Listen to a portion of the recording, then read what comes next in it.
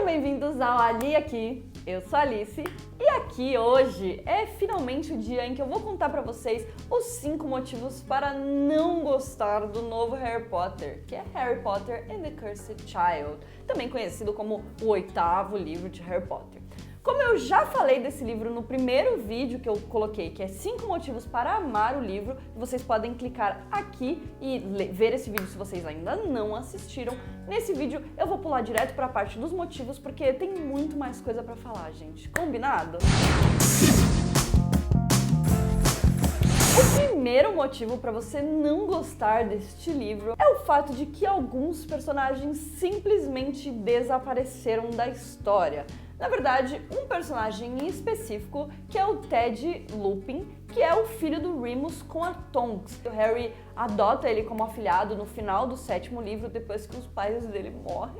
E ele simplesmente não deu as caras nesse novo livro. A gente não ouve falar dele, ele sequer é citado e a gente não sabe o que aconteceu com ele. Ele é mais velho do que o Albus, que é o protagonista da história, mas eu acho que isso não é motivo pra nem falar do menino, porque eu tava louca pra saber o que teria acontecido com ele. A gente fica criando várias teorias e a gente quer saber. Além disso, a gente também tem a Rose Granger Weasley. Ela é filha da Hermione com o Ron. Na verdade, ela aparece na peça, ela fala no livro, porém, era melhor que ela nem tivesse aparecido, porque a presença dela e a participação dela é tão mínima, é tão diminuída que você fica tipo, caralho, sabe? Eles tentaram fazer dela uma mini Hermione, isso infelizmente não deu muito certo, porque ela ficou parecendo apenas uma criança muito chata. Ela tem a idade do Albus e do Scorpius e ela poderia muito bem ter participado da aventura do livro com eles, e isso não acontece. Ela só aparece em alguns momentos pra falar aquela coisa bem chatinha de criança mimada, irritante, que dá vontade de meter a mão na cara.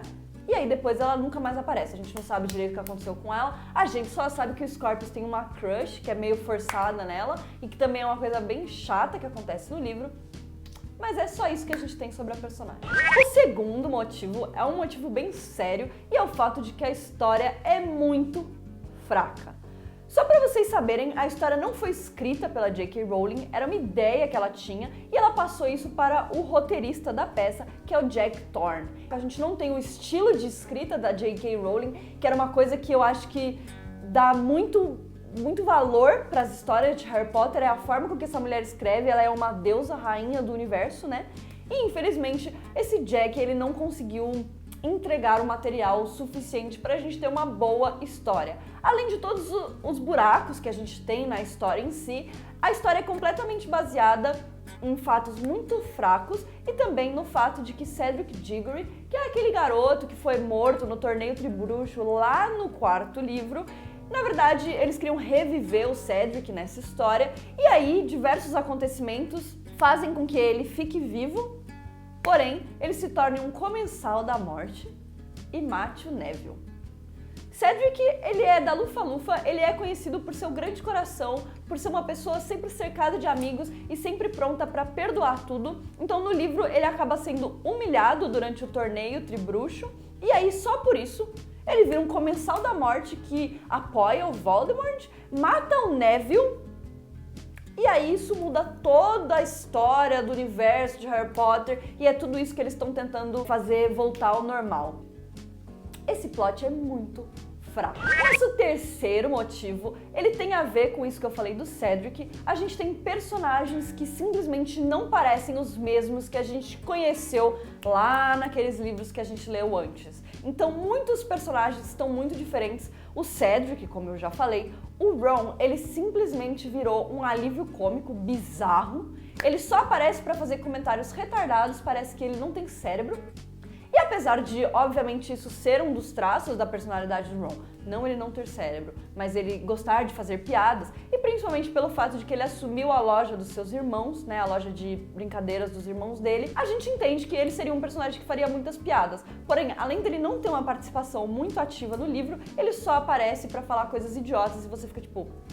A gente tem no Ron um personagem extremamente complexo, com uma personalidade extremamente forte, e em momento nenhum isso aparece nesse livro, o que é muito triste. Além disso, a gente tem a Hermione, Na verdade, é uma versão da Hermione que aparece em um dos universos alternativos que surge dessa história, né? Ela não virou ministra da magia, ela na verdade virou uma professora extremamente ranzinza e eles justificam isso simplesmente pelo fato de que ela não se casou com o Ron. Então vocês estão botando que toda a ambição de uma personagem feminina, ela só acontece porque ela é casada com um determinado personagem. E se ela não se casa com esse personagem, toda a ambição dela desaparece e ela vira uma pessoa extremamente rancorosa.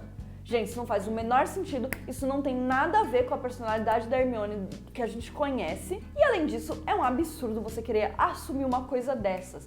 Eles dizem que o relacionamento dos dois, né, da Hermione com o Ron, é simplesmente baseado no fato de que Ron sentiu ciúmes dela lá no quarto livro, quando ela foi ao baile com Victor Krum. Então você baseia todo um relacionamento que é construído por 7 livros em uma pequena situação, e só porque essa situação não aconteceu nesse universo alternativo, não se casaram e ela simplesmente virou uma professora rancorosa. E aí a gente tem o nosso querido Harry Potter. Ele virou o personagem mais insuportável de toda a história.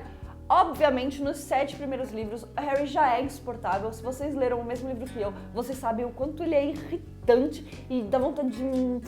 Mas nesse livro ele conseguiu se superar, além dele ser irritante, mimado, como sempre. Ele virou um pai péssimo, ele fala coisas horríveis pro filho dele, coisas que você não consegue imaginar um garoto que sofreu na infância inteira por não ter uma família carinhosa, que viveu 11 anos da vida dele embaixo de uma escada.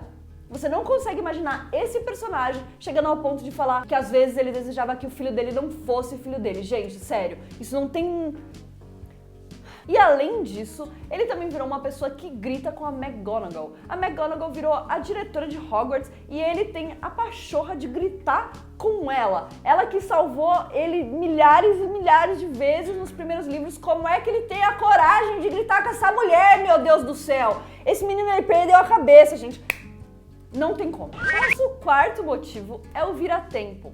O vira-tempo, pra quem não sabe, é um artefato que eles usam pra voltar algumas horas no tempo. A Hermione usa esse artefato no 3º livro, né, no Prisioneiro de Azkaban, e a forma com que ela consegue comparecer a todas as aulas que ela deseja. Então você consegue voltar no tempo, porém, ele não é uma máquina do tempo. A J.K. Rowling já escreveu um texto no Pottermore falando um pouco mais sobre o vira-tempo. Ela explicou que o vira-tempo realmente não é uma máquina do tempo, ele não é um artefato que você consegue controlar o tempo e ir pro passado, ir pro futuro ou ir pra onde você quiser. Ele simplesmente faz você voltar no máximo 5 horas no passado e aí você tem que esperar chegar no momento real de novo. Essa é toda a mitologia do vira-tempo. E nesse livro, essa mitologia foi simplesmente destruída. O vira-tempo que é a base de toda a história, porque é por conta de um vira-tempo contrabandeado que eles encontram que Albus e Scorpius decidem voltar no passado para tentar salvar o Cedric Diggory, e aí tudo se desencadeia a partir disso. Então eles pegam uma coisa que é completamente errada com tudo aquilo que a gente sabia do universo de Harry Potter, e eles transformam esse vira-tempo numa espécie de máquina do tempo, porque Albus e Scorpius voltam vários anos no passado, e depois eles voltam pro futuro e voltam pro passado quantas vezes eles quiserem. Ou seja, isso é... não tem como aceitar uma história que é baseada apenas nisso. E isso volta para aquele primeiro motivo onde eu falei que a história é muito fraca. Como é que eles pegam uma coisa que já foi explicada milhões de vezes e simplesmente mudam só para eles poderem construir uma história completamente baseada nisso? O último motivo, nosso 5º motivo, é o fato de que tem muitos mesmo, clichês de fanfic trash. Pra quem não sabe, fanfics são histórias escritas por fãs baseadas em personagens e histórias que já existem. Então, as fanfics de Harry Potter ficaram muito populares na época dos livros, porém, existe toda uma categoria de fanfics que inventam coisas completamente sem sentido e que você olha e fala, não é possível que uma pessoa pensou nisso. E aí a gente tem este maravilhoso livro que conseguiu escolher as piores ideias e botar tudo junto. Uma dessas ideias é o fato de que Voldemort teria um relacionamento amoroso com Bellatrix, que é uma de suas comensais. Gente, eu sei que tem muitas pessoas que gostam desse casal de uma forma um pouco Coringa e Harley Quinn, porque eles são extremamente desfuncionais um com o outro, porém, não consigo aceitar que Lord Voldemort é uma pessoa que separou a sua alma em vários pedaços, consiga ter espaço para o amor dentro de si. Então ele é uma pessoa que nunca compreendeu o amor e, obviamente, ele nunca poderia amar uma outra pessoa. Porém, de alguma forma, um relacionamento entre os dois aconteceu, foi consumado e gerou, inclusive, uma criança. Essa criança, então, seria a tal criança, a cria do Lord Voldemort, se chama Delphi. É uma personagem extremamente irritante que surge, a gente nunca ouviu falar nela, ela paga de boazinha e, como mais um desses clichês que a gente odeia, lá no final do livro ela se mostra a vilã e aí ela vira realmente a vilã porque ela quer trazer o Voldemort à vida. Ou seja, depois de 7 livros, a gente tem exatamente o mesmo plot. É isso aí, gente. Esses foram os 5 motivos pelos quais eu acho que ele não é de todo ruim, mas ele também não é de todo bom. Ele tem muitos motivos pra você não gostar, mas eles têm os seus motivos pra você gostar. Porém, os motivos de não gostar dão um negócio aqui em mim, gente, que me deixa nervosa, eu fico puta com algumas coisas.